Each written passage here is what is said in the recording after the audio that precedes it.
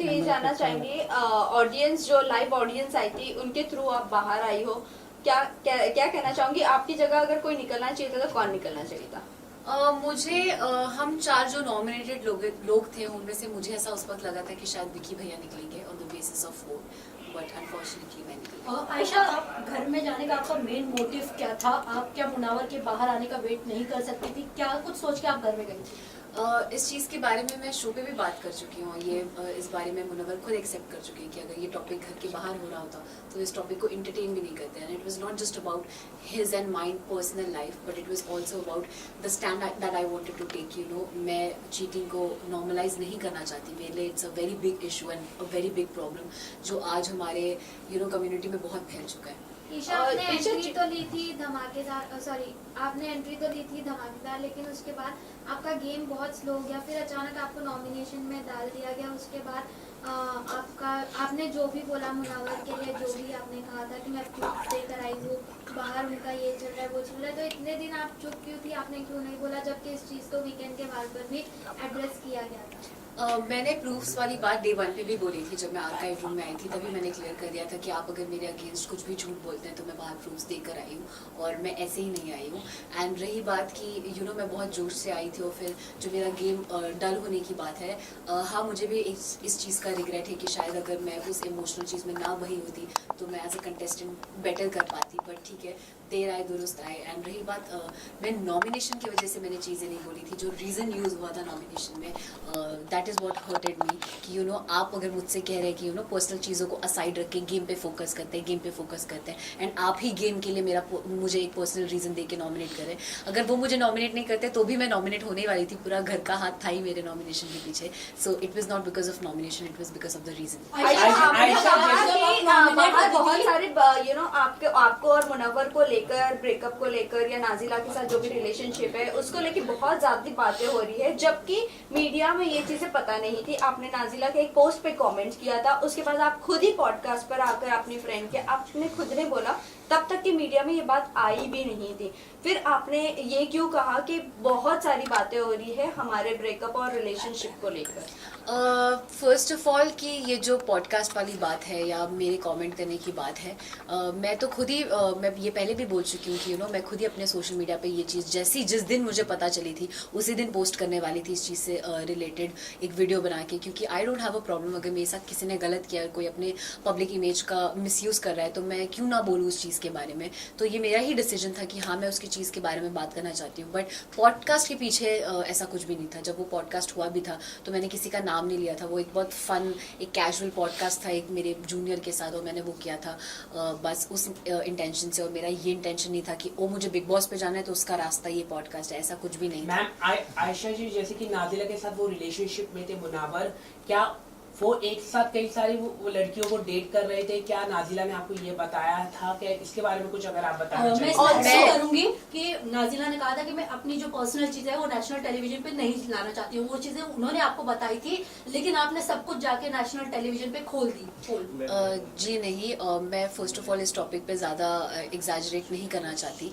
But I won't say सिर्फ उनसे related बहुत सारी जो इस सिचुएशन से रिलेटेड चीज़ें थी उसमें मुझे ऐसा फील होता है कि वो हीट ऑफ द मोमेंट में आप चीज़ें बोल देते हो। मैं शायद कुछ चीज़ें ना बोलती तो मैं खुद भी आज एक बेटर पोजीशन पे होती। बट मुझे रिग्रेट है बहुत चीज़ें बोलने का। बट मुझे पता है कि मैंने सच बोला है, झूठ नहीं। So that is something I am very proud of. Ayesha, ये सोसाइटी ऐसी है कि लड़कियों को ज्यादा इज्जत नहीं दी जाती है। इनफैक्ट आज भी अगर लड़कियां किसी को एक्सपोज करती तो इज्जत नहीं दी जाती है।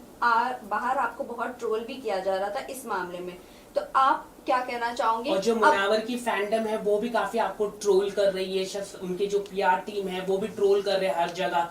तो आप कैसे देख रहे हैं ये ट्रोलिंग को, किस तरह से आप झेलने वाली है? कुछ अगर आप बता सके। मेरे लिए बहुत इम्पोर्टेंट ये है कि आप और हम क्या सोचते हैं और जो रियल लोग हैं और जो सेंसिटिव लोग हैं वो क्या सोचते हैं। जब आप किसी के फ़ैन होते हो, अगर मैं भी किसी की फ़ैन हूँ, तो आप एक हद तक भूल जाते हो कभी कभी कि मोरली क्या सही और क्या गलत है।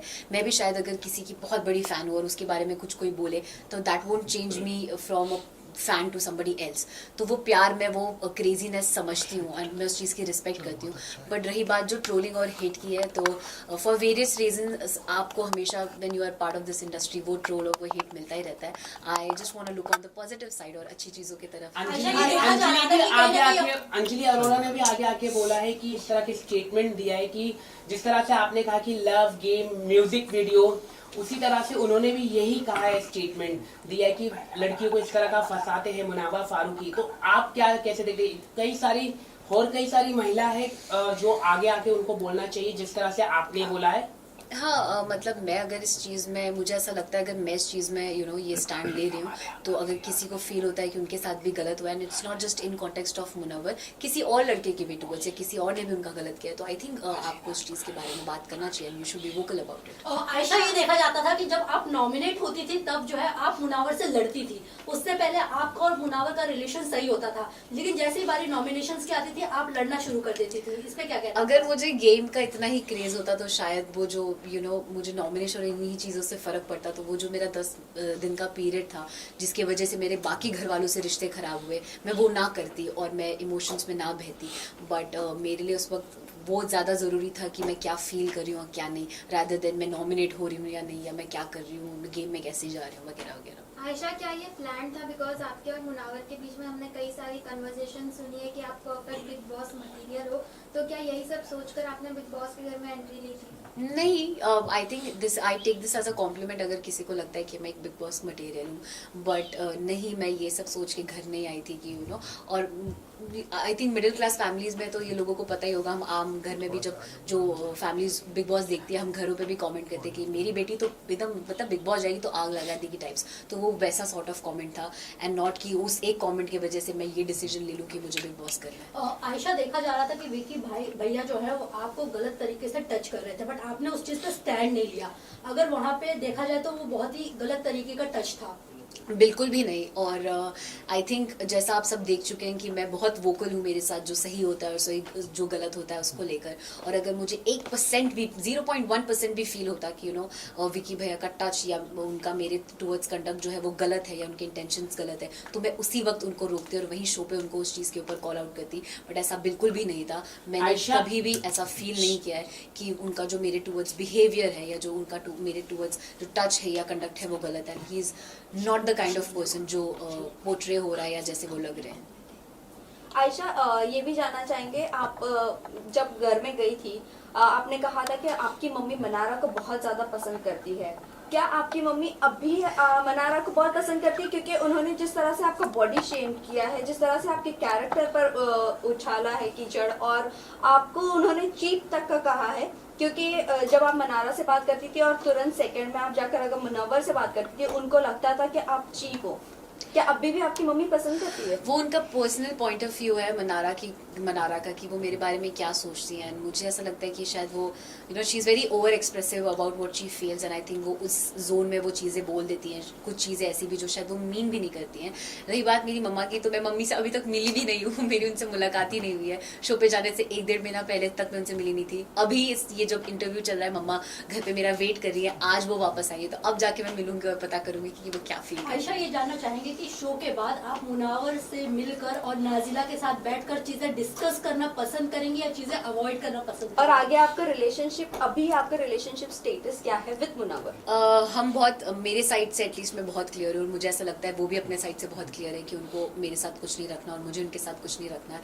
एंड हम इन चीज़ों से बाहर आ चुके हैं. एंड रही बात नाजिला की, तो I am bin trying to avoid that topic में, बिकॉज ऑलरेडी वो एक बार एक्सप्रेस कर चुकी हैं कि she doesn't want this to be discuss. तो मैं इस चीज़ के बारे में कुछ भी अगर मुझे फील भी होता है मैं नहीं बोलना चाहूँगी. I want to cut this topic right here. And नहीं, मुझे नहीं लगता ऐसा कोई भी जोन या ऐसा कुछ भी किसी चीज़ की ज़रूरत है जहाँ हम तीनों को साथ बैठ के कुछ भी डिस्कस करने की नीड है. बट आयशा, जब आप घर में आई थी, आपने कहा था कि आप नाजिला का नाम बार बार ले रहे हो. आप मेरे साथ तब बाहर कमिट कर आए थे, या हमारा जो भी आपका रिलेशनशिप था. बट वही मैं बात करूँ, आप जिसके लिए अंदर गई थी फाइट करने के लिए, अपने लिए भी और नाजिला के लिए भी, उन्होंने आपको अनफॉलो भी कर दिया इंस्टाग्राम से, और आपने भी इनफैक्ट उन्हें अनफॉलो कर दिया, और वो बाहर आपके लिए भी स्टैंड नहीं ले पा रही है. Again it's somebody's personal decision, किसी को किस चीज़ पे स्टैंड लेना है नहीं लेना है। और मैं शो पे जब जा रही थी तब भी मैंने किसी से भी, नॉट जस्ट हर, किसी से भी एक्सपेक्ट नहीं किया था कि कोई मेरा साथ दे या मुझे सपोर्ट करे। मैं खुद में इतनी कैपेबल हूँ कि मैं अपनी बात खुद रख सकूँ, मुझे किसी की ज़रूरत नहीं है अपना स्टैंड लेने की। और रही बात अनफॉलो करने की, तो नहीं, मेरे साइड से ऐसा बिल्कुल भी नहीं हुआ है। मैं तो थी भी नहीं, जब मैं वापस आई तब मैंने देखा, तो आई एम श्योर उनको सर्टन चीज़ों का बुरा लगा होगा और उन्होंने अनफॉलो किया होगा और फॉलोअर से भी रिमूव कर दिया। ऑल्सो आयशा, ये भी आयशा, आ रही एक कि सवाल नाज़िला मेरा है कि- डबल डेट भी कर रही थी। अब वो उन दोनों के बीच की बात है, वो मुनव्वर बेटर बता पाएंगे आपको। आयशा, आयशा, मुनावर को लेके ये भी आ रहा है कि उनके बच्चों को लेकर काफी बात आ रही है कि नाजिला उनके बच्चों को हैंडल नहीं कर पा रही थी, वो बोर्डिंग स्कूल में भेजना चाहती थी। ये कितनी बात सच्चाई है आप खुद बता सकती है। और दूसरी बात, एंड ये भी है कि आपने ये कहा था कि हाँ मैं उनके बच्चे के साथ उनको एक्सेप्ट करने के लिए तैयार हूँ, इस बात में कितनी सच्चाई है? पहला जो आपका सवाल था उस पर अगेन आई फील ये मुनव्वर के साइड से कही हुई बात है, तो उसका जस्टिफिकेशन वो ज़्यादा बेटर दे पाएंगे कि what is actually the truth. And जो सेकंड सवाल आपका है कि मैंने क्या एक्सेप्ट किया था, मैंने कुछ एक्सेप्टेंस या ऐसी चीज़ नहीं थी, बट मेरे साइड से आई नॉट जस्ट हिम, अगर कोई और भी होता तो मुझे I will never have a problem with somebody having a kid, या किसी का कुछ ऐसी चीज़ है या जो हर किसी की लाइफ में कुछ ना कुछ गलतियां होती है, अगर कुछ ना कुछ हिस्ट्री होती है तो उससे मुझे अफेक्ट नहीं करता। अगर मुझे कोई इंसान पसंद है तो मुझे वो इंसान उसकी पर्सनालिटी के लिए पसंद है, उनके जुड़े लोगों से या उनसे जुड़ी चीज़ों से अफेक्ट नहीं करेगा। क्या आपने एक सबसे बड़ी बात की थी कि मुनावर ने शादी का रिश्ता भेजा था, तो कौन वो महिला है, उसके बारे में थोड़ा कुछ दर्शकों को आप बता दें। क्या वो फिल्म इंडस्ट्री से है या फिल्म इंडस्ट्री से नहीं, क्या वो इन्फ्लुएंसर भी है, क्या वो अंजलि अरोरा है, कौन है, कुछ अगर आप बता आपने सकें। ये भी कहा था कि हाँ। उन्होंने कहीं ना कहीं आपको भी इशारा दिया था हाँ, शादी के लिए। हाँ, शादी के लिए। और वो चीज़ उन्होंने शो पे भी एक्सेप्ट की है कि शो से पहले भी और शो पे भी रहते हुए भी उन्होंने मुझसे वो शादी वाली बात की थी। एंड रही बात वो नाम लेने की, अगर मुझे लेना होता तो मैं शो पे ही ले लेती, but I don't want to disclose anybody else's name. एक सवाल मैं ये भी पूछना चाहूंगा कि क्या मुनावा फारूकी जिस तरह से महिलाओं के साथ उनके इतने सारे रिलेशनशिप आ रहे, क्योंकि अंजलि ने भी इस तरह का कहा कि कई सारी महिलाएं, तो डू यू थिंक ये एक अच्छा मैसेज जाएगा देश में कि अगर वो बिग बॉस की ट्रॉफी जीत पाते हैं या नहीं? आपको क्या लगता है एज ए विमेन, आप क्या सोचते हैं? क्योंकि जब आप बाहर निकले तो वो काफी रिलैक्स फील हो गए और उनकी गेम भी अभी दिखने लग गई है, तो आप क्या कहना चाहेंगे इसको लेके?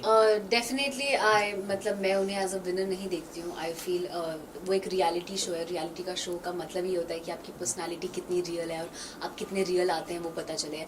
एंड आप सब देख चुके हैं कि कैसे उन्होंने चीज़ों पे फ्लिप ही किया है पूरे शो में। सो आई बिलीव कि वो अपनी चीज़ों को सीखें और समझें जो भी चीज़ें हुई है उससे, but I don't see him as a winner. And yes, I also feel कि अगर he becomes a winner it won't be a very good message to the Ayesha, torture task के बाद आप लोगों ने, आपने, ईशा ने, अंकिता, ये सब लोगों ने मनारा को बहुत कुछ बोला, और जिस पर वो डांस बार वाली बात हुई थी तब मनारा ने उनके फेवर में ये कहा कि हाँ वो डांस करके एटलीस्ट पैसे तो कमा लेती। आपने जो उसके बाद जो कमेंट किया, क्या आपको लगता है वो कमेंट सही था आपका? एंड टॉप वाला चीज जो दिखाना वो सही था? ओके, दोनों चीज़ मैं आपको क्लियर कर देती हूँ। पहला, मैंने, आप जैसा कह रहे हैं कि मैं, ईशा और अंकिता जी ने उसको बोला, तो अगर आप वो पूरी वीडियो देखेंगे तो मैंने कोई कमेंट मनारा पे नहीं किया था। कुछ बातें मैंने सुनी थी और ये डांसर वाली बात तो मैंने उस वक्त सुनी भी नहीं थी, क्योंकि दोनों तरफ से इतना, आप जब वहाँ रहेंगे तो आपको पता चलेगा कि शोर होता है कि आधी बातें समझ में भी नहीं आती है। बट मैंने वो गारमेंट वाली बात सुनी थी एंड एक दो चीज़ें सुनी थी जिसपे मैंने रात में ईशा को, जब हम सो रहे थे तब मैंने उसको बोला भी था कि वो आपने एपिसोड में नहीं देखा होगा, बट अगर आप लाइव फीड चेक करेंगे तो आप देख सकते हैं, जहाँ मैंने ईशा को बोला था कि आप ऐसी बात प्लीज़ मत करिए, it's not good for you also and do not speak about this things.